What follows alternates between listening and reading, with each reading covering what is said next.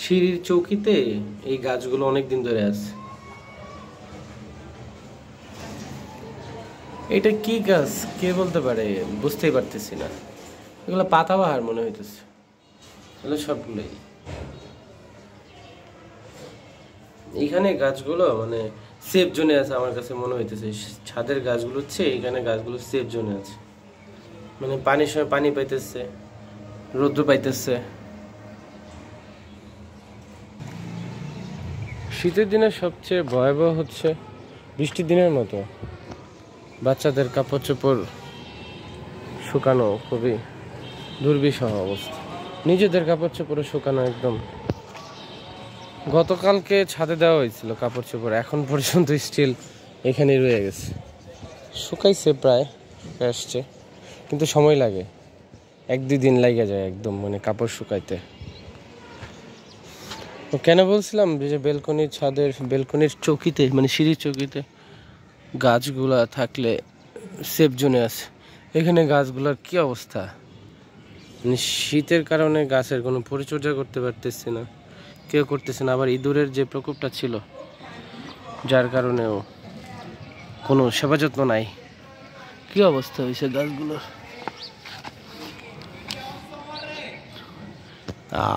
দেখছো কি সুন্দর পাতা ছিল, নতুন নতুন পাতা আসতেছে। জি বাবা, এই যে পেয়ারা ধরছে, এই পেয়ারার কোনো আসলে কোনো ইয়া নাই। জি আমি ছাদে আসছি। কি তুমি কি গোসল করছো মেঘা? দেখি, বাহ সাজুগুজু করছো মনে, কি সাজুগুজু করছো? বাহ জামাটা সুন্দর। এই কি অবস্থা। আজকে থেকে আবার একটু পরিচর্যা শুরু করছি। তাকু আসছিল সকালে, আমাকে বললো বাবা এটা একটু ঠিক করে দাও। তো এই গাছটাকে চেষ্টা করছি একটু ঠিক করার জন্য। ওষুধও দিব মেঘা। রৌদ্র দেখছো দুপুরবেলা শীতের মধ্যে রৌদ্রটা ভালো লাগতেছে না, আরাম লাগতেছে। হ্যাঁ কি দেয় শিখবো, সমস্যা নাই। এই যে এইখানে বসলে তো ব্যথা পাবো। এই দেখো আরেকটা বেগুন হয়েছে আমাদের গাছে, কত পুরা গাছটা খাইয়ে ফেলছিল, কিন্তু ইঁদুরে ভেঙে ফেলছিল, এটাও একদম ভেঙে ফেলছিল। আলহামদুলিল্লাহ পাতা হইতেছে। এই পাশে এসো তোমরা, ওইদিকে তো না, এদিকে এসো, এদিকে এসো, এদিকে এসো, পড়ে যাবা, সাইডে এসো। অনেক পাতা হইতেছে, অনেক ফুল হয়েছে, যে ফুল হয়েছে। আবার গাছগুলো আবার আলহামদুলিল্লাহ আগের মতো হইতেছে, কিন্তু আর একটু পরিচর্যা দরকার। দেখেন একদম পানি টানি দেই না, একদম বাজে অবস্থা হয়ে গেছে। দেখতে এটা ভালো লাগতেছে।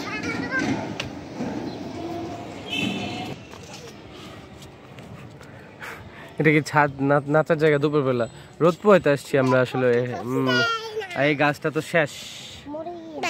বেগুন বেগুন বেসলিন দেয় না। এই তুমি বেসলিন দাও না কেন? তাকা পোকা এইভাবে বেসলিন দেয়। দুষ্টুমির একটা লেভেল আছে, যতই বড় হইতেছে দুষ্টুমির মাত্রা দুই বোনের প্রচুর পরিমাণে বাড়তেছে। ওষুধ দেওয়া লাগবে না, ওষুধ যখন দেওয়ার দরকার আমি বলবো। এই গাছগুলোরে পানি দিয়ে সেবা করতে হবে। এইটা এটা বুঝতেছি না, এটার পুঁইশাক কি হবে? আর এটা থেমে গেছে। যাই হোক, নেই যে নিয়ে নিছো মিরহা, নিয়ে নিছে বোনের কাছ থেকে। কি দিতেছো মিরহা? বেজলিন কি এভাবে দেয়? বেজলিন এভাবে দেয় বিকেলে দেখি। আচ্ছা এই পাশের যে গাছটা আছে বেগুন গাছটা, এই গাছটা হালকা হালকা সতেজ হইতেছে। সেবা দরকার আসলে, পরিচর্যা না করলে জিনিসপত্র, আমিও করি নাই, আম্মাও করে নাই, গাছগুলা ঠাস। আর বিশেষ করে ইঁদুর যে কাজটা করছে, কি ভয়াবহ। হ্যাঁ লাউ গাছটা শেষ। যাই হোক, আবার এই যে ইঁদুর মারা প্রকল্প চলতেছে, ইঁদুরগুলা মাইরা নেই, তারপরে আবার গাছ আনবো। তাহলে পোকা মারতে হবে না। যাই হোক আল্লাহ ভরসা, গাছগুলা যেহেতু সতেজ হইতেছে, আল্লাহ মালিক, আলহামদুলিল্লাহ আবার ফসল আসবে।